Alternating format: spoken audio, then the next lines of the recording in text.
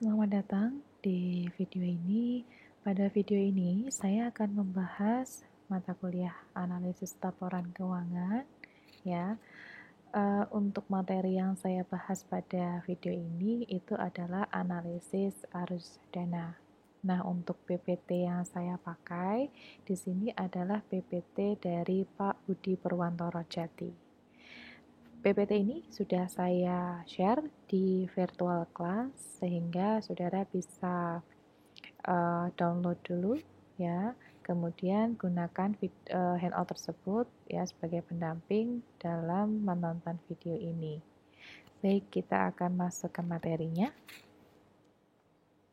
Baik, untuk materi yang akan saya bahas pada video ini adalah analisis arus gas. Nah, analisis arus gas ini ya tidak terlepas dari objek yang akan kita analisis ya di laporan keuangan, khususnya untuk laporan arus gas. Ya, maka sebelum kita membahas analisis arus gas, mari kita mempelajari dulu terkait dengan laporan arus gas.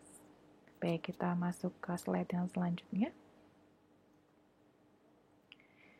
Oke, laporan arus dana. Nah, untuk laporan arus dana ini merupakan salah satu dari 5 jenis laporan keuangan. Ya, jadi laporan keuangan itu ada 5. Salah satunya itu adalah laporan arus dana atau fund statement. Nah, dana yang dimaksud di dalam laporan ini itu adalah kas dan setara kas atau cash and cash equivalent, kemudian modal kerja atau working capital. Ya, nah modal kerja atau working capital ini bisa saudara cari dengan cara aktiva lancar dikurangi dengan utang lancar.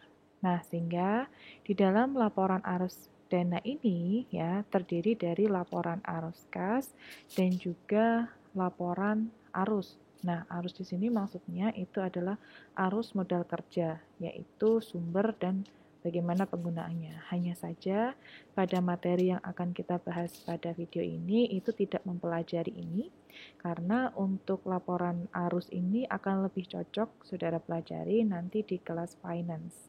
Ya, oke, saya akan masuk di slide selanjutnya.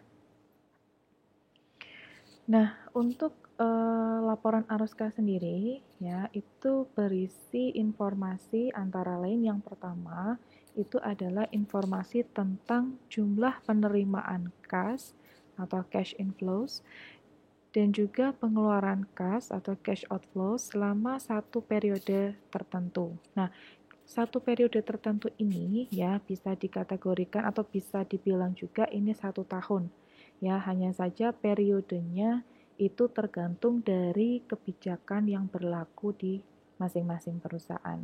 Hanya ini bukan disebut 1 tahun tapi satu periode. Ya. Lalu yang kedua itu adalah informasi tentang asal sumber penerimaan kas dan tujuan penggunaan dari pengeluaran kas. Ya, maka kalau saudara perhatikan di dalam laporan arus kas ini akan terlihat sumber dari asal sumbernya kas, kemudian digunakan untuk apa. Lalu yang selanjutnya itu adalah informasi tentang saldo dan perubahan saldo kas. Nah, setelah saudara tahu ya bahwa asal sumber penerimaan kas itu dari mana, kemudian tujuan penggunaannya untuk apa, maka saudara juga bisa mengetahui berapa nilai saldonya. Ya, setelah ada asal penerimaannya, tujuannya untuk apa, saudara jadi tahu berapa saldonya. Setelah saudara tahu saldo kasnya berapa, maka bisa saudara bandingkan dengan tahun yang sebelumnya, ya, apakah ada perubahan atau tidak pada kas tersebut. Ya, apakah nanti ada kenaikan ataupun ada penurunan. Maka di sini berisi tentang saldo kasnya dan juga perubahan saldo kasnya. Lalu yang selanjutnya itu adalah informasi yang bermanfaat untuk memprediksi jumlah, waktu, dan kepastian arus kas di masa yang akan datang. Nah, terkait dengan ini saya akan memberikan contoh misalnya begini. Ketika seorang kreditur itu ingin memberikan pinjaman kepada debitur, ya, maka kreditur ini itu sebenarnya memiliki motivasi bahwa dia ingin mengetahui bagaimana kemampuan peminjam dalam membayar hutangnya nanti, ya. Jadi kreditur itu ingin tahu kemampuan peminjam, ya, dalam membayar utang dan juga bunganya, gitu ya. Nah, maka supaya kreditur ini tahu bagaimana kemampuannya dalam melunasi hutangnya dan juga membayar bunganya, maka bisa melihat bagaimana arus kas yang dia miliki, ya. Jadi kreditur itu bisa mengetahui, ya, kapan kas itu diperoleh, ya. Kemudian kapan waktu perusahaan itu bisa, ya, membayar uh, utang dan juga bunga yang harus dibayarkan, ya. Maka dengan dasar laporan arus kas ini, ya, dia seorang kreditur ini bisa melakukan atau memberikan pinjaman kepada debitur, sehingga informasi ini bisa bermanfaat dalam memprediksi kapannya, jumlah waktu, ya, jumlah uangnya, kemudian kapan dan apakah bisa memiliki kepastian arus kas di masa yang akan datang, ya. Jadi untuk laporan arus kas ini bisa bermanfaat juga, ya, untuk beberapa pengguna. Lalu yang selanjutnya itu adalah mengukur kemampuan perusahaan dalam mengelola kas. Nah, berdasarkan dari laporan arus kas, ya, di mana yang tadi itu adalah berisi jumlah penerimaan dan juga jumlah pengeluaran kas, maka ini bisa kita lihat apabila jumlah pengeluarannya itu jauh lebih besar daripada penerimaan, ya, jadi jumlah pengeluarannya lebih besar daripada penerimaan, maka bisa dikatakan, ya, perusahaan tersebut kurang baik dalam mengelola kas. Berarti kalau misalnya penerimaan itu jauh lebih banyak daripada pengeluaran, berarti bisa dikatakan perusahaan tersebut baik dalam mengelola kas, ya. Baik, kita akan lanjut ke slide selanjutnya. Untuk selanjutnya, saya akan membahas kas dan setara kas. Nah, kas sendiri itu terdiri dari saldo kas atau cash on hand dan juga rekening giro bank atau cash in bank. Nah, untuk saldo kas itu contohnya seperti misalnya saudara, ya, di dompet saudara gitu ya. Kalau saudara itu punya uang lembar gitu ya, lembaran 1.000, 2.000 atau mungkin 5.000 gitu, itu bisa disebut sebagai cash on hand, saudara. Jadi uangnya itu dalam bentuk fisik. Nah, kalau rekening giro bank atau cash in bank itu adalah kalau misalnya saudara punya tabungan di bank, kemudian saudara bawa ATM itu ya. Nah, uang yang ada di ATM tersebut atau di tabungan tersebut itu disebut dengan cash in bank gitu ya. Cuman kalau di dalam perusahaan itu ya biasanya rekening yang digunakan itu adalah giro. Selanjutnya adalah setara kas atau cash equivalent. Nah, untuk setara kas ini itu memang investasi yang sifatnya itu sangat liquid, kemudian jangkanya juga pendek gitu ya, dan bisa dengan mudah itu berubah menjadi atau diubah dalam bentuk kas tanpa menghadapi risiko yang cukup berarti. Nah, di sini tujuannya itu memang untuk memenuhi komitmen yang jangka pendek, bukan untuk investasi ya atau untuk tujuan lain ya.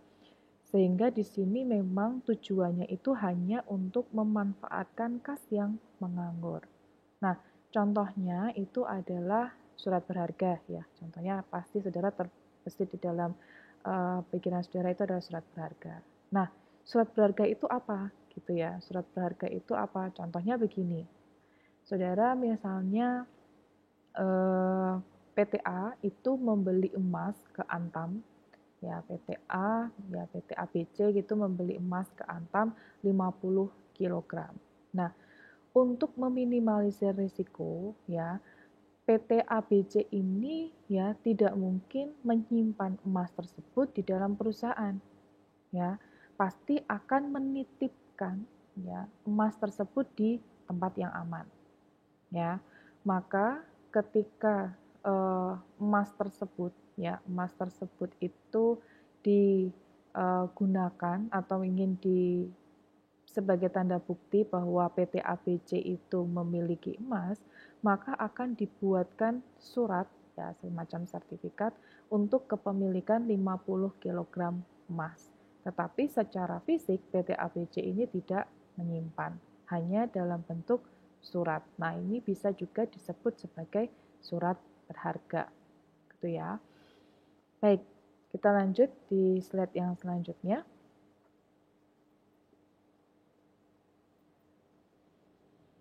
Oke, untuk laporan arus kas itu ada beberapa klasifikasi ya atau aktivitas di dalam perusahaan. Yang pertama itu adalah aktivitas operasi. Aktivitas operasi ini merupakan aktivitas pokok atau utama ya dan juga aktivitas lain yang bukan kegiatan atau aktivitas investasi dan juga pendanaan. Lalu yang kedua itu adalah aktivitas investasi. Nah, kalau investasi ini memang aktivitas yang perolehan dan juga pelepasan kembali aset tidak lancar serta investasi lain yang tidak termasuk setara kas. Kemudian aktivitas pendanaan itu adalah aktivitas yang pemenuhan kebutuhan dana pada jangka panjang beserta konsekuensi yang ditimbulkannya. Nah, untuk aktivitas operasi itu akan dikatakan baik apabila ada kas masuk. Ya, jadi karena ini merupakan aktivitas pokok, ya karena aktivitas pokok perusahaan itu pasti adalah mengambil keuntungan atau mendapatkan keuntungan, maka akan dikatakan baik apabila ada kas masuk. Misalnya, menerima kas dari adanya penjualan barang dagang. Berarti ada kas masuk dari kegiatan operasi. Lalu untuk aktivitas investasi, nah ini bisa dikatakan baik apabila ada kas keluar.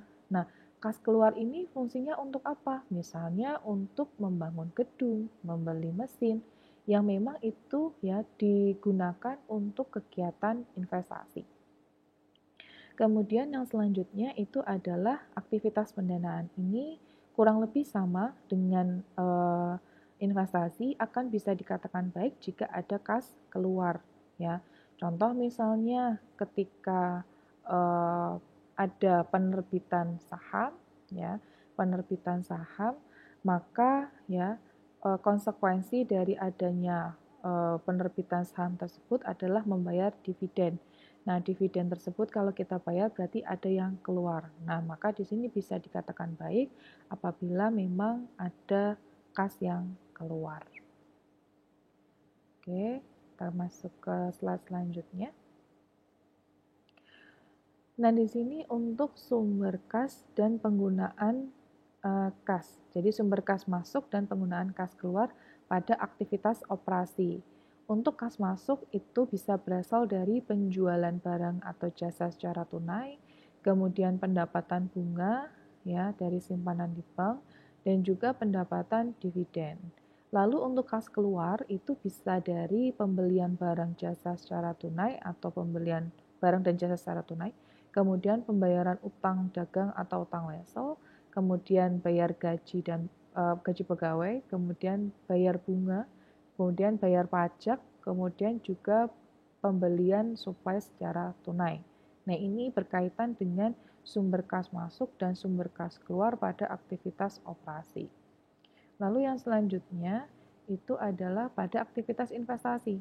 Untuk sumber dana yang masuk itu berasal dari penjualan kembali aktiva tetap, kemudian penjualan kembali investasi dalam surat berharga, kemudian penerimaan pelunasan kembali pinjaman yang diberikan. Lalu untuk kas keluar itu bisa dengan pembelian aktiva tetap, lalu pembelian investasi dan pemberian pinjaman. Selanjutnya itu untuk aktivitas pendanaan. Nah, aktivitas pendanaan ini ya sumber kas masuknya berasal dari penerbitan saham secara tunai, kemudian penerbitan surat utang obligasi, kemudian penarikan pinjaman jangka panjang. Lalu untuk kas keluar itu bisa berasal dari atau digunakan untuk pembelian kembali saham secara tunai, ya ini berarti treasury stock. Kemudian pembagian dividen tunai, kemudian pembelian kembali utang obligasi, lalu pembayaran kembali pinjaman kepada pihak lain. Baik, kita masuk ke slide selanjutnya. Dalam menyusun laporan arus kas ini ada dua metode, ya. Yang pertama itu adalah metode langsung, ya. Nah, kalau untuk metode langsung itu adalah untuk arus kas aktivitas operasi ditentukan dan disajikan berdasarkan laba bersih atau accrual basis yang disesuaikan dengan elemen-elemen tidak tunai dan elemen-elemen non-operasi.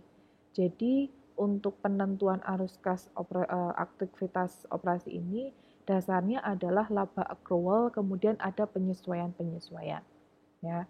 Kemudian untuk metode langsung itu adalah untuk arus kas aktivitas operasi ditentukan, ya, dan disajikan berdasarkan konversi laporan laba rugi accrual menjadi laba rugi cash basis.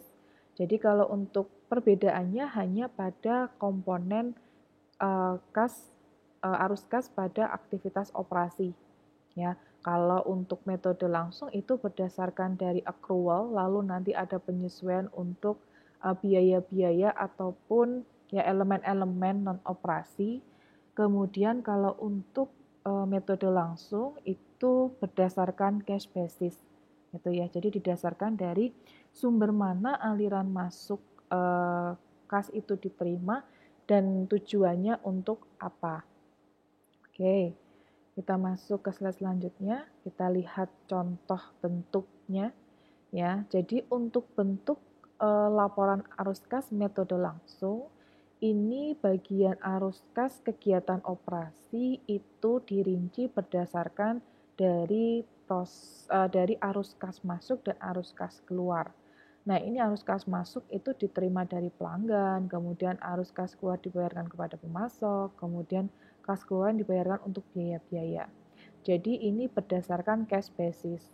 Nah, padahal kalau di dalam laporan keuangan itu menggunakan accrual basis, ya. Tapi ini dasarnya cash basis. Kalau untuk arus kas kegiatan investasi dan kegiatan pendanaan ini kurang lebih sama, baik itu di metode langsung ataupun tidak langsung. Oke, yang selanjutnya ini adalah metode tidak langsung, ya. Sama untuk di bagian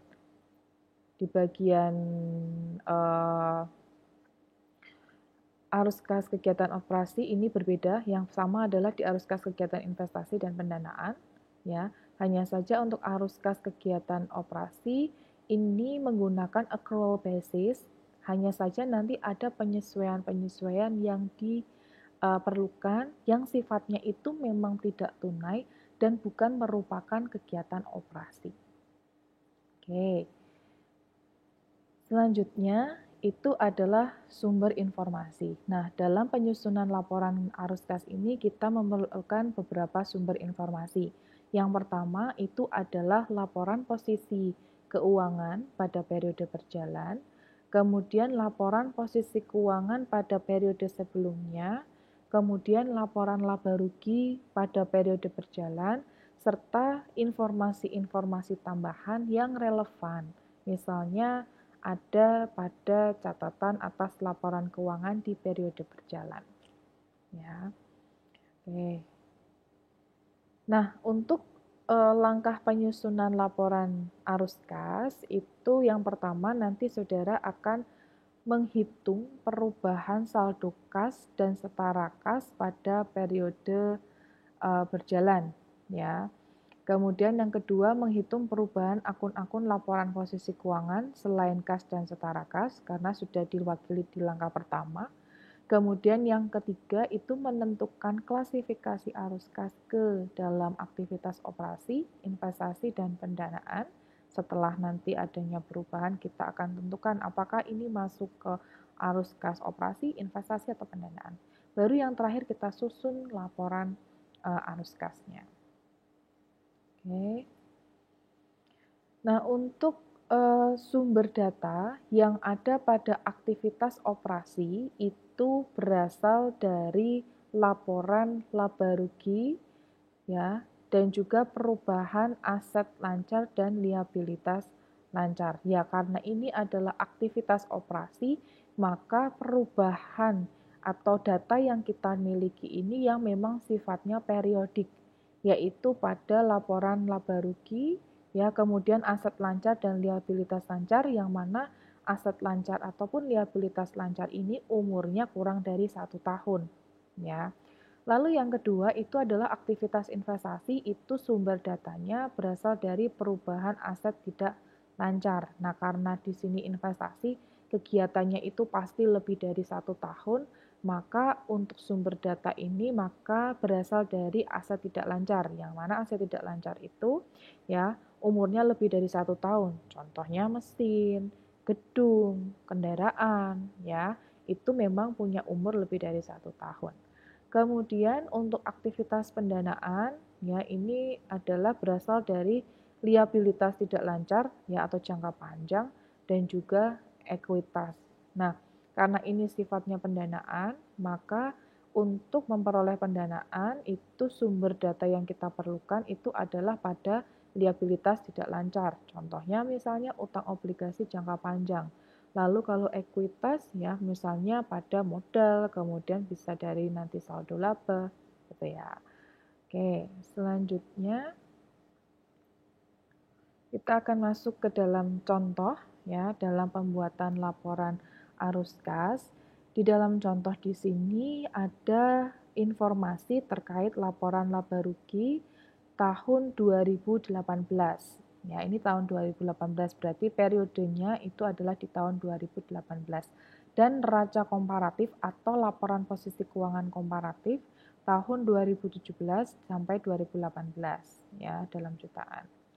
Nah, di sini diperoleh laba sebesar 3.500 atau 3.500.000 ya karena dalam jutaan. Oke, selanjutnya itu adalah informasi laporan posisi keuangan komparatif tahun 2017 sama 2018. Nah, ini nanti kita pengen lihat perubahannya pada tahun 2017 ke 2018. Ya, ini mulai dari komponen elemen K aset ya, elemen aset. Kemudian selanjutnya itu liabilitas dan ekuitas ya. Ini untuk liabilitas, yang bawah ini adalah ekuitas. Ya. Kemudian di slide yang selanjutnya itu ada informasi tambahan untuk tahun 2018. Nah, ini informasi-informasi ini biasanya nanti akan disajikan pada catatan atas laporan keuangan. Ya, sehingga memang kalau misalnya saudara ingin mendapatkan informasi ini, atau misalnya saudara besok kalau mengerjakan kasus, kalau kasusnya itu masih dalam kategori ya di dalam perguruan tinggi atau soal-soal biasa gitu ya, itu akan diberikan atau given. Tapi kalau misalnya saudara besok sudah bekerja, catatan-catatan ini itu ada di dalam CALK. Nah, di sini untuk informasi tambahan ya, itu mulai dari beban usaha ya, kemudian pendapatan di luar usaha, lalu informasi tentang perolehan tanah ya, itu sudah dijual, kemudian tambahan tanah dengan cara utang obligasi, kemudian peralatan diperoleh dengan pembelian tunai, kemudian sebagian utang obligasi lama itu senilai 5.000 sudah dilunasi, kemudian ada penerbitan saham baru dan pembagian dividen. Nah, ini informasi-informasi yang relevan dalam nanti kita membuat laporan arus kas. Oke, selanjutnya ya kita akan membuat mulai dari langkah 1 ya. Pada langkah 1 itu adalah tadi, silakan sambil saudara kembali lagi ke slide yang selanjutnya juga boleh, menghitung perubahan saldo kas dan setara kas pada periode sekarang dengan periode sebelumnya. Nah, informasi ini itu tadi dari laporan posisi keuangan komparatif. Di tahun 2017 nilainya 2.400, 2018 itu adalah 3.000. Berarti ada kenaikan sebesar 600 juta. Ya, 600 juta ini ada kenaikan. Ya, berarti ini positif 600 juta. Surat berharga ini kosong, tidak ada nilainya, maka tinggal saudara abaikan. Maka untuk perubahan kas dan setara kas itu adalah 600 juta. Ya. Lalu kita masuk ke langkah yang kedua dan juga ketiga. Nah, di langkah kedua dan langkah ketiga ini ya, itu kita akan melakukan langkah dua dulu, itu adalah menghitung perubahan akun-akun laporan posisi keuangan selain kas dan setara kas. Ya, berarti yang langkah dua itu adalah kita melihat di kolom yang ini, saudara. Ya. Kemudian klasifikasi itu berarti nanti langkah ketiga, yaitu menentukan klasifikasi arus kas ke dalam aktivitas operasi. Oke, kita abaikan dulu, tetapi kita masuk ke langkah kedua, yaitu perubahan. Nah, perubahan ini kita lihat dari laporan posisi keuangan komparatif. Ya, laporan posisi keuangan komparatif. Oke, yang pertama itu adalah piutang dagang, ya. Ini tahun 2017, sorry ini 2018 ya. Ini 2018. Ya, 2018. 2017 itu untuk piutang dagang sebesar 4.000, kemudian piutang dagang di tahun 2018 3.900. Berarti perubahan ini menurun. Kalau perubahan ini menurun, berarti di tahun 2018 terdapat pelunasan piutang dagang. Ya. Kemudian yang selanjutnya itu adalah persediaan dari 5.000 menjadi 6.000. Ya, ini berarti 1.000. Ya. Kemudian tanah. Ya, tanah ini kenaikannya itu adalah ya 10.000, dari 2017 itu adalah 10.000 lalu menjadi 19.500. Berarti sebenarnya kenaikannya adalah 9.500. Nah, kita lihat pada informasi tambahan untuk tanah ya, itu tanah sebesar 10.000 ya, kita lihat di informasi. Tanah sebesar 10.000 diperoleh melalui penerbitan utang obligasi. Ya. Jadi tanah itu bertambah dengan cara penerbitan utang obligasi. Berarti ada tambahan utang sebesar 10.000. Ya. Lalu ada informasi kedua, yaitu adalah sebagian tanah. Sebenarnya yang pertama itu adalah ini dulu ya. Sebagian tanah dengan harga perolehan 500 telah dijual secara tunai 1.500. Berarti ada tanah yang dikeluarkan atau dijual. Maka kalau kita lihat di dalam tabel, ya, yang pertama ini adalah penjualan tanahnya. Penjualan tanahnya. Lalu yang kedua ini adalah pembelian tanah dengan menerbitkan utang wesel. Ya, dengan menggunakan utang wesel. Sehingga pada tahun 2017 ke 2018 ada dua transaksi terkait dengan tanah. Yang pertama penjualan, yang kedua itu adalah pembelian. Maka kalau kita lihat selisihnya ya, karena 10.000 ya, ini 10.000 harusnya ditambah ya, ini 10.000 ditambah minus 500 berarti adalah 9.500. Maka perubahannya sudah benar dari 10.000 menjadi 19.500. Kemudian untuk peralatan oke, kemudian akumulasi juga oke, ini juga informasinya dari informasi tambahan. Utang dagang juga oke, utang pajak oke. Silakan sambil dicek di laporan posisi keuangan komparatif. Lalu yang utang obligasi ini juga ada dua informasi. Kita lihat dulu utang obligasi. Kita lihat di informasi tambahan. Untuk utang obligasi yang pertama itu adalah terkait dengan ini ya. Yang pertama itu adalah utang obligasi diterbitkan ya karena pembelian tanah. Berarti utang obligasi bertambah 5.000.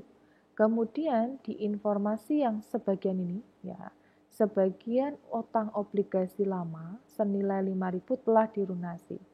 Berarti utang obligasi ini keluar atau ditutup ya sebesar 5.000 karena sudah dilunasi. Maka pada tabel ya dicantumkan untuk 5.000 ini minus, kemudian ini yang tadi pelunasan, ya ini pelunasan, kemudian untuk yang 10.000 ini itu adalah penerbitan karena membeli tanah. Ya, ini sama ini saling kaitan ya. Oke, maka selisihnya kalau saudara perhatikan itu adalah 5.000 ya. Minus 5.000 ditambah 10.000, berarti 5.000. Ini perubahannya dari 2017 ke 2018 itu adalah 5.000. Oke, selanjutnya itu adalah modal saham biasa. Ini akibat dari akibat dari adanya penerbitan penerbitan saham. Kemudian agio saham ini berasal dari kegiatan penerbitan saham juga. Ini ada di informasi tambahan ya di poin ini ya, di poin 2 terakhir. Kemudian yang terakhir saldo laba. Saldo laba itu adalah yang pertama itu 3.500. 3.500 ini dari mana? 3.500 ini dari laporan laba rugi. Ya ini, laporan laba rugi saudara nilainya sebesar 3.500. Kemudian yang kedua itu adalah 3.300. 3.300 dari mana? Ya, 3.300 ini kita lihat di informasi tambahan, yaitu adanya pembagian dividen sebesar 3.300. Berarti ada saldo laba yang dikeluarkan. Maka untuk 3.300 ini minus. Ya, berarti 3.500 ditambah minus 3.300. Berarti ada selisih 200, kenaikan 200. Ya, maka di sini 7.300 ditambah 7.200 ya menjadi selisihnya dari 7.300 menjadi 7.500. Berarti selisihnya adalah plus 200. Oke, setelah saudara tentukan perubahannya, baru saudara klasifikasikan ya apakah ini merupakan aktivitas operasi, investasi ataupun pendanaan. Kita lihat satu persatu. Untuk piutang dagang, ya ini karena pelunasan, maka ini merupakan pelunasan piutang dagang, maka ini merupakan kegiatan operasi. Kemudian persediaan juga karena ini merupakan pembelian, ya bisa jadi karena pembelian persediaan, maka ini menjadi kegiatan operasi. Lalu tanah, ini kaitannya dengan aktiva tidak lancar, maka ini merupakan aktivitas investasi. Peralatan juga sama karena ini kaitannya dengan aktiva lancar. Kemudian untuk akumulasi depresiasi ini merupakan aktivitas operasi karena ini merupakan biaya, saudara. Biaya operasi yang timbul pada satu periode. Kemudian utang dagang ini terkait dengan pembayaran utang dagang. Ya. Kemudian untuk utang pajak ini juga kaitannya karena periodik, maka ini operasi. Kemudian untuk utang obligasi ya karena ini adalah liabilitas jangka panjang, maka ini masuk sebagai pendanaan. Kemudian untuk ini juga pendanaan sama. Lalu modal saham pendanaan, agio saham biasa pendanaan. Nah, ini ada dua yang berbeda. Yang pertama itu saldo laba, ya karena dia berasal dari laba periodik, maka dia masuk sebagai operasi. Kemudian karena ini terkait dengan pembayaran dividen, maka masuk sebagai pendanaan. Oke. Selanjutnya ya, kalau sudah selesai kita klasifikasikan, baru kita buat ya untuk laporan arus kasnya. Nah, ini yang pertama kali untuk dicontohkan itu adalah metode tidak langsung ya. Kalau untuk metode tidak langsung, maka ya saudara akan menyesuaikan laba accrual dengan penyesuaian elemen-elemen yang non tunai dan non operasi. Oke, untuk yang pertama itu adalah ya laba bersih itu 3.500. Kemudian ada penurunan piutang, berarti kalau ada penurunan piutang maka akan mendapatkan kas masuk karena piutangnya turun, berarti ada pelunasan ya. Kalau ada pelunasan berarti akan menambah laba. Kemudian kenaikan persediaan, berarti ada kas yang keluar, maka ini minus. Kemudian biaya depresiasi ya, karena biaya depresiasi ini adalah biaya non tunai, maka ini akan menambah. Kemudian penurunan utang dagang. Nah, kalau penurunan utang dagang ini karena ada kas keluar, berarti ada pembayaran, maka ini minus. Kemudian kenaikan utang pajak, ya kenaikan utang pajak berarti ya pajak yang dibayarkan pada periode tersebut itu mengalami penurunan, baru akan dibayar di periode selanjutnya, sehingga untuk pajak ini menambah laba. Kemudian laba penjualan tanah ya. Untuk laba penjualan tanah ini karena memang laba penjualan tanah ya. Laba penjualan tanah ini berasal atau terdiri atas ya pendapatan-pendapatan di luar usaha. Jadi yang non operasi sehingga harus kita keluarkan ya. Jadi laba bersih itu sudah termasuk dengan pendapatan di luar usaha, maka harus kita keluarkan. Sehingga di dalam perhitungan ini kita minus. Ya. Kalau sudah saudara hitung 3.500 dikurangi ditambah ini, dikurang ini, ditambah ini, dikurang ini, ditambah ini, dikurang ini. Ketemunya berapa untuk penyesuaiannya dulu, total ini. Kemudian saudara jumlahkan ya 3.500 ditambah 1.900. Ini adalah total dari ini ya. Maka ketemu arus kas bersih itu sebesar 5.400. Oke, selanjutnya itu adalah arus kas investasi, yaitu terdiri dari penjualan tanah ya. Penjualan tanah itu adalah nilai tanah yang kita jual 500 harga perolehannya, kemudian kita dapat nilainya 1.500. Kemudian pembelian peralatan itu minus 1.000.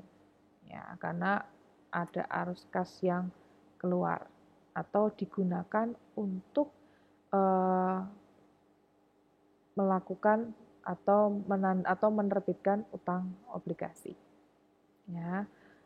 Kemudian selanjutnya itu adalah arus kas pendanaan. Nah, arus kas pendanaan ini adalah pelunasan utang obligasi ya 5.000, kemudian penerbitan saham baru itu 3.000 plus. Kalau yang tadi pelunasan ya karena ada uang yang keluar berarti minus. Kemudian pembagian dividen. Pembagian dividen ini ya nilainya adalah 3.300.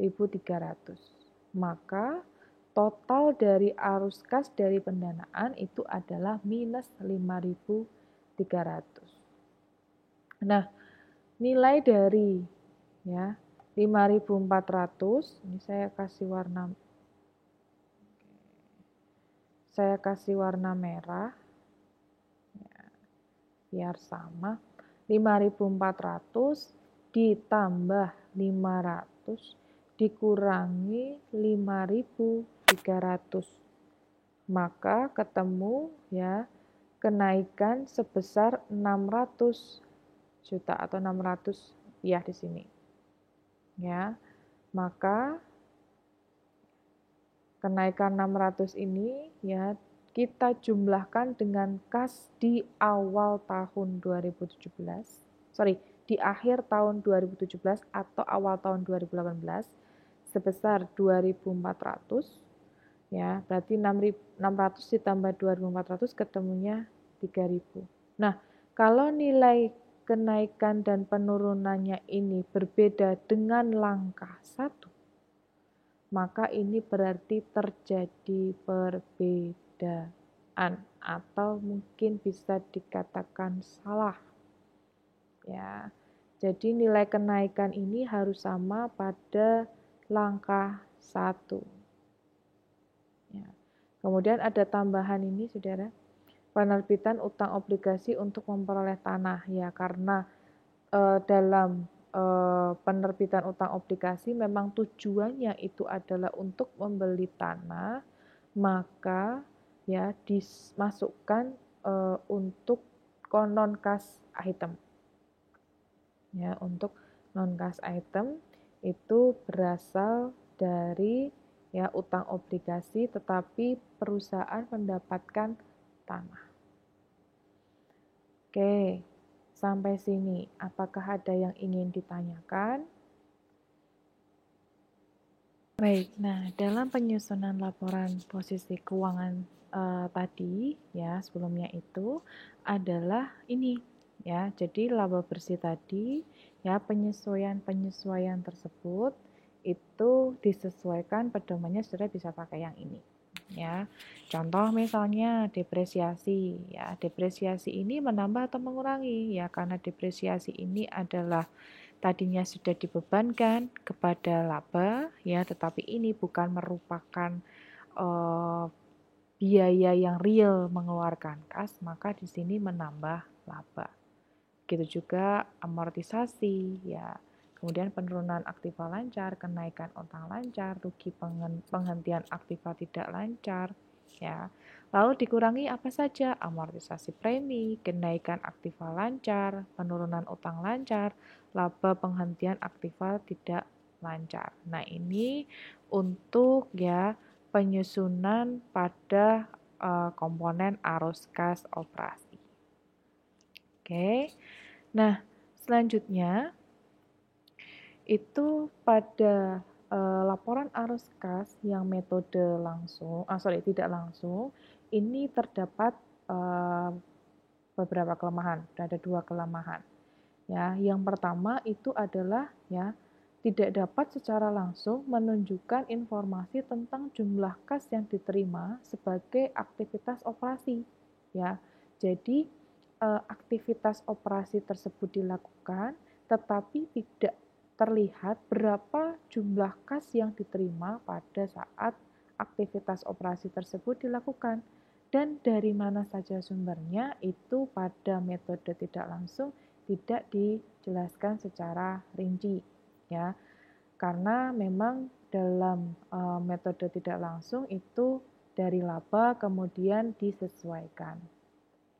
Lalu yang kedua ya itu adalah juga sama, ketika kas itu dikeluarkan ya dalam kegiatan operasional tidak tahu untuk apa tujuannya ya. Jadi karena hal tersebut maka ya kita akan belajar pada laporan arus kas metode yang selanjutnya itu adalah metode langsung ya.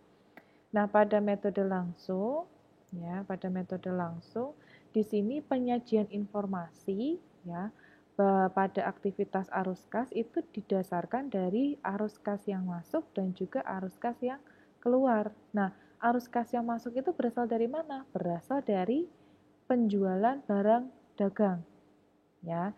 Jadi kas masuk itu ya jelas dari kegiatan aktivitas operasi ya. Kemudian dari kegiatan tersebut ada kas masuk berupa misalnya penjualan barang dari pelanggan. Lalu kas keluar itu digunakan untuk apa? Ya, untuk membeli barang dari pemasok dan juga membayar berbagai macam biaya operasi. Nah, ketiga ini arus kas masuk, kemudian arus kas keluar dua macam ini nanti juga akan dicari dengan menggunakan perhitungan. ya. Oke, ini untuk perhitungan kas yang diterima dari pelanggan. Rumusnya itu adalah penjualan tunai dan juga pelunasan piutang dagang atau wesel. Nah, untuk penjualan tunai ya itu berasal dari mana? Dari penjualan, total penjualan dikurangi penjualan kredit. Ya.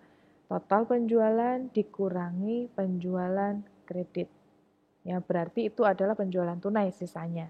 Ya, selain perhitungan ini, bisa juga untuk mencari penjualan tunai itu dicari dengan total penjualan dikurangi kenaikan piutang dagang.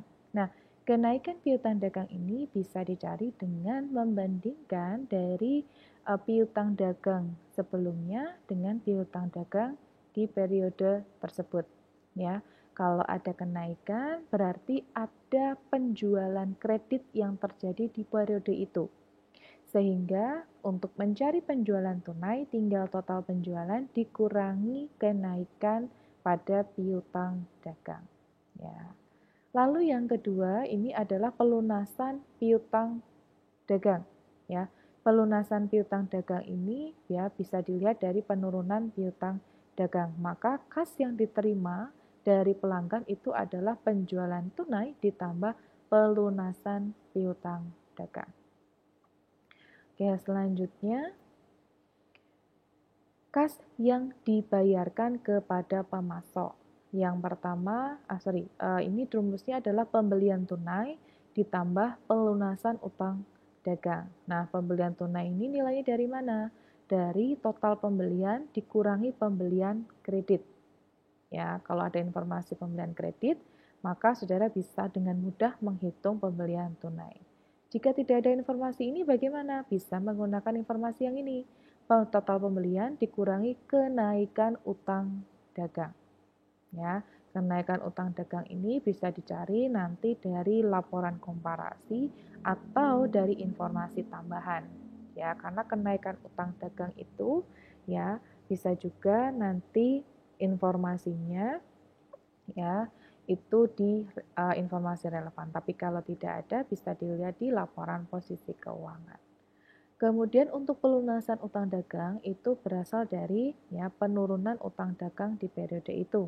Maka untuk kas yang dibayar itu pembelian tunai ditambah dengan pelunasan utang dagang. Oke, selanjutnya adalah selain yang tadi ya untuk kas yang dibayarkan kepada pemasok itu bisa juga untuk pembelian tunai dicari dengan cara harga pokok dikurangi kenaikan utang dagang dikurangi penurunan kemudian penurunan persediaan ditambah kenaikan ya jadi harga pokok dikurangi dengan kenaikan utang dagang ya atau dikurangi penurunan persediaan ya ditambah kenaikan persediaan ya. Nah, ini bisa Saudara lihat dari sini. Kemudian untuk pelunasan yang sama dengan yang sebelumnya penurunan utang dagang. Jadi bisa dengan 3 cara ya Saudara. Silakan nanti disesuaikan saja mau menggunakan cara yang mana tergantung dari informasi yang disediakan atau yang tersaji itu apa. Kemudian yang selanjutnya kas yang dibayarkan untuk biaya. Ya, biaya tunai ditambah pembayaran utang biaya ditambah pembayaran persekot biaya dikurangi rugi non operasi. Ya. Nah, di sini ya untuk rugi di sini untuk biaya tunai itu adalah total biaya dikurangi biaya tidak tunai ya. Kemudian untuk pembayaran utang biaya itu adalah dilihat dari penurunan utang biayanya. Kemudian untuk persekot, pembayaran persekot berarti kita lihat dari kenaikan persekot biayanya karena ada pembayaran maka ada biaya dibayar di muka ya, maka kita lihat apakah ada kenaikan biaya dibayar di muka atau persekot biaya dikurangi laba non operasi atau rugi non operasi kalau laba berarti plus laba operasi. Oke. Kemudian kita masuk ke dengan contoh soal yang sama. Ya, kita akan membuat dengan metode yang berbeda. Ya. Nah, untuk kas yang berasal dari kas arus kas operasi ya. Untuk arus kas investasi dan pendanaan ini sama. Yang berbeda itu di bagian arus kas operasi. Ya. Kita akan lihat satu-satu untuk arus kas operasi. Kas yang berasal dari atau yang diterima dari pelanggan sebesar 22.100. 22.100 ini nilainya dari mana? Ya, kita lihat di slide yang laporan laba rugi itu adalah ada penjualan ya Saudara. Ada penjualan sebentar ini 22.000 ya, 22.000. Rumusnya tadi menggunakan apa? Kalau misalnya tidak ada info penjualan kredit, bisa dilihat apakah ada kenaikan utang dagang atau tidak. Ya, kalau ada kenaikan berarti nanti dikurangi, kalau ada penurunan berarti ditambah. Kita lihat di bagian piutang dagang. Di bagian piutang dagang itu terdapat penurunan dari 4.000 menjadi 3.900. Berarti nilainya turun 100. Maka kalau penurunan piutang dagang, maka rumusnya menjadi total penjualan ditambah dengan penurunan piutang wesel. Piutang dagang. Ya. Dari mana tadi rumusnya? Nah, yang ini. Ya. Maka ini sebagai pedoman. Kalau misalnya kenaikan baru dikurangi. Tetapi kalau ada penurunan berarti ada pelunasan, maka dijumlahkan. Ya. Kalau hanya total penjualan tidak ada informasi apapun, ya maka ini dijumlah. Ya berarti ada pelunasan kan ini, maka penjualan tunai berarti tidak ada informasi lain selain hanya total penjualan ditambah dengan penurunan piutang dagang. Ya, maka nilai dari arus kas yang berasal dari atau kas yang diterima dari pelanggan itu nilainya adalah sebesar 22.100. Ya, 22.000 ditambah 100. Lalu yang kedua itu adalah kas yang dibayarkan kepada pemasok. Nilainya minus 14.500. Kita lihat dulu dari informasinya ya. Untuk kas yang dibayarkan pada pemasok itu rumusnya ini. Ada dua ya.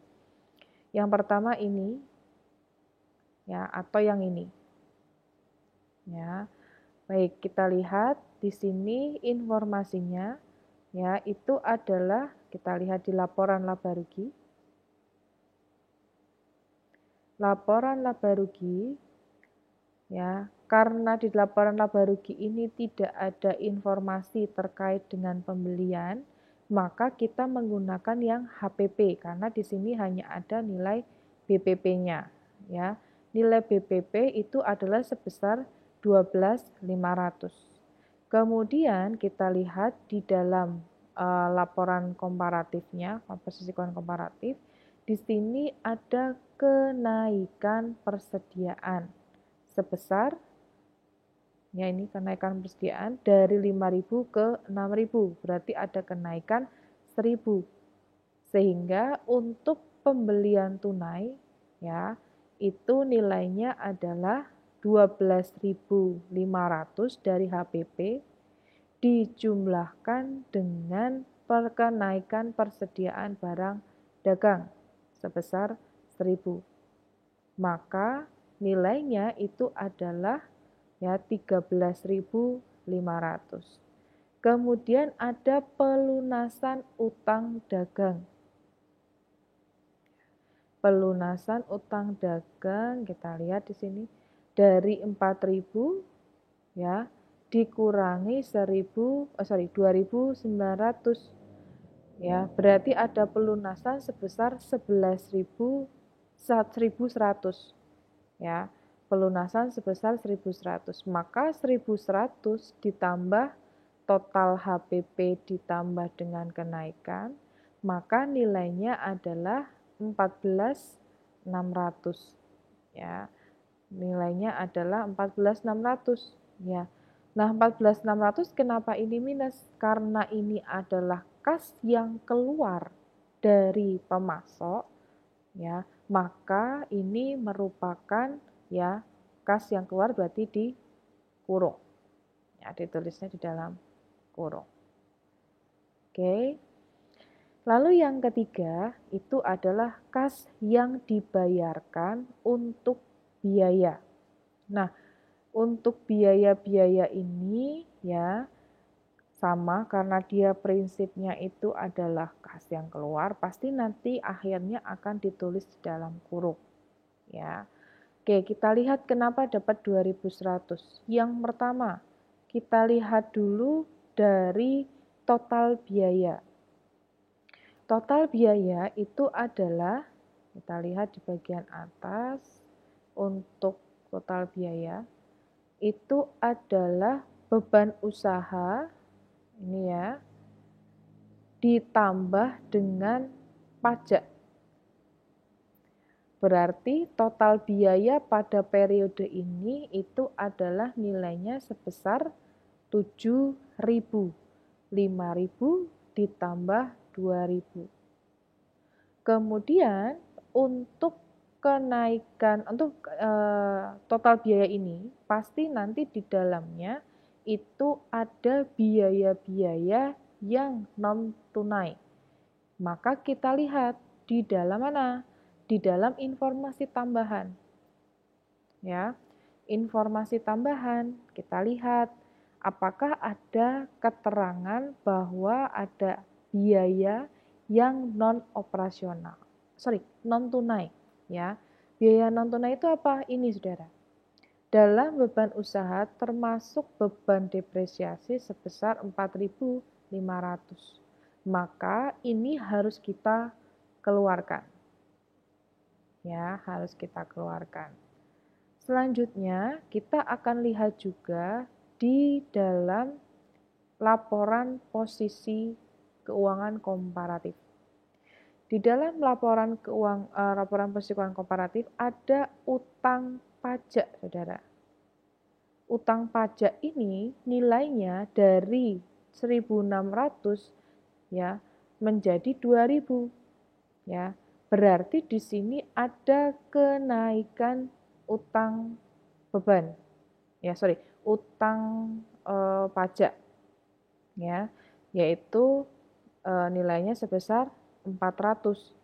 Kenaikan utang beban ini ya. Utang beban itu kenaikannya adalah 400. Maka ya, pajak yang tadinya itu sudah dibebankan, ya tadi kan total beban itu kan beban usaha ditambah beban pajak. Tetapi ternyata ya di dalam laporan posisi keuangan utang pajak ini mengalami kenaikan. Berarti 2.000 dari 2.000 itu ya ada yang belum dibayarkan. Ya, karena ini masih menjadi utang. Berarti perusahaan itu ya tidak mengeluarkan kas sebesar 400. Maka 400 ini harus kita keluarkan. Jadi penyesuaiannya yang pertama itu tadi adalah beban depresiasi 4.500, yang kedua adalah kenaikan utang beban 400. Jadi total biaya 7.000 dikurangi beban depresiasi 4.500 dikurangi 400. Maka ketemu nilainya sebesar yang ini sebesar 2.100 ya. Nah, karena ini kas yang dibayarkan maka dikurung ya atau minus.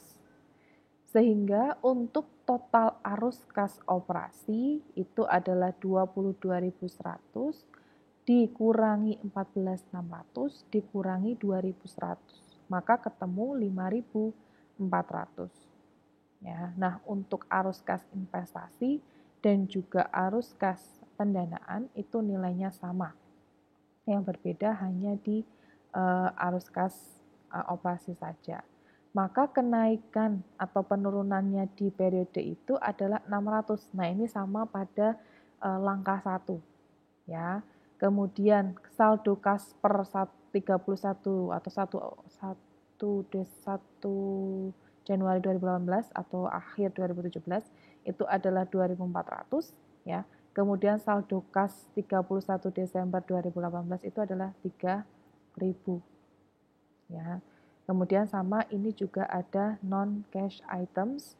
Ini adalah yang penerbitan utang obligasi untuk perolehan tanah. Oke.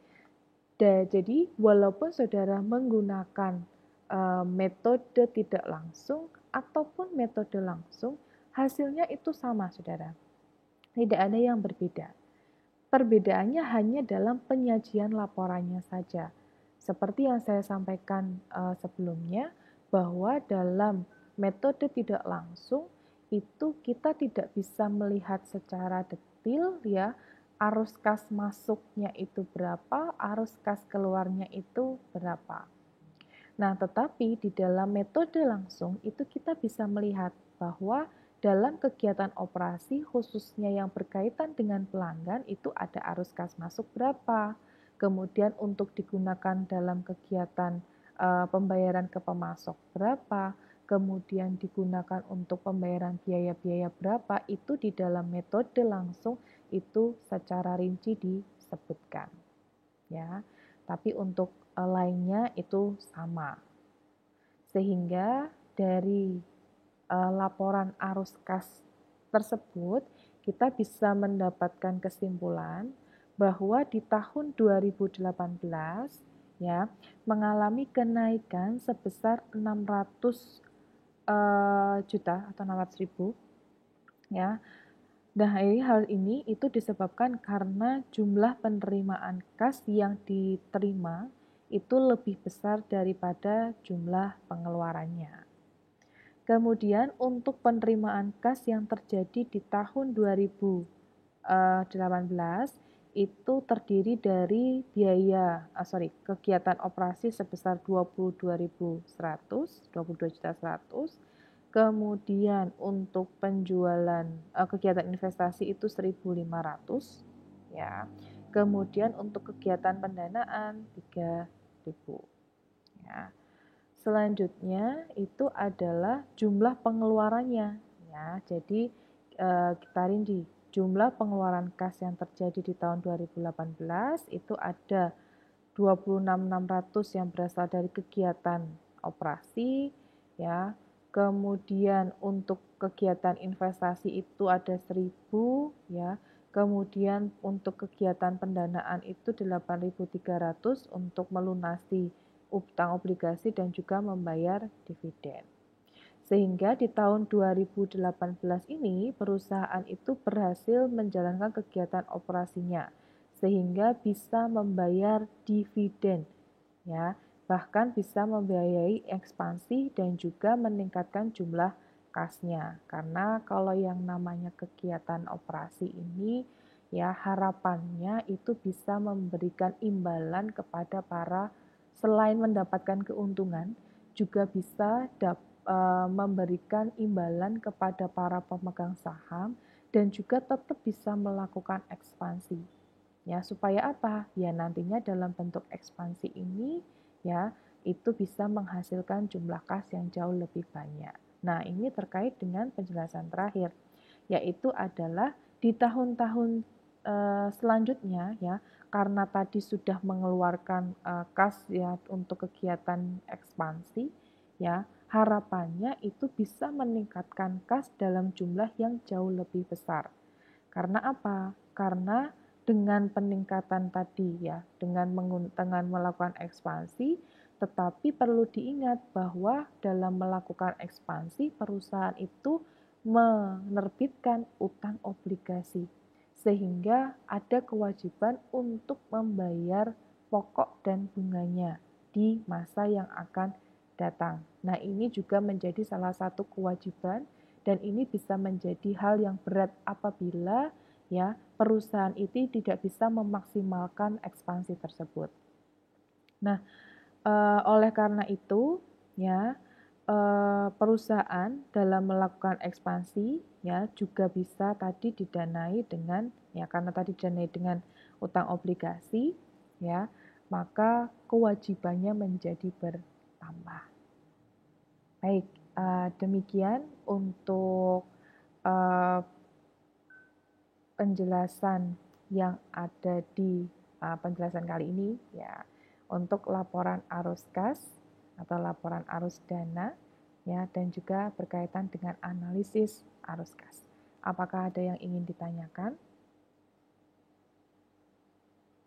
Demikian untuk video kali ini. Jika ada yang ingin ditanyakan, bisa komen di bawah. Jika ada kritik atau pemasukan, silahkan bisa komen di bawah. Teruntuk mahasiswa saya, jika ada yang ingin ditanyakan, bisa kontak di WA.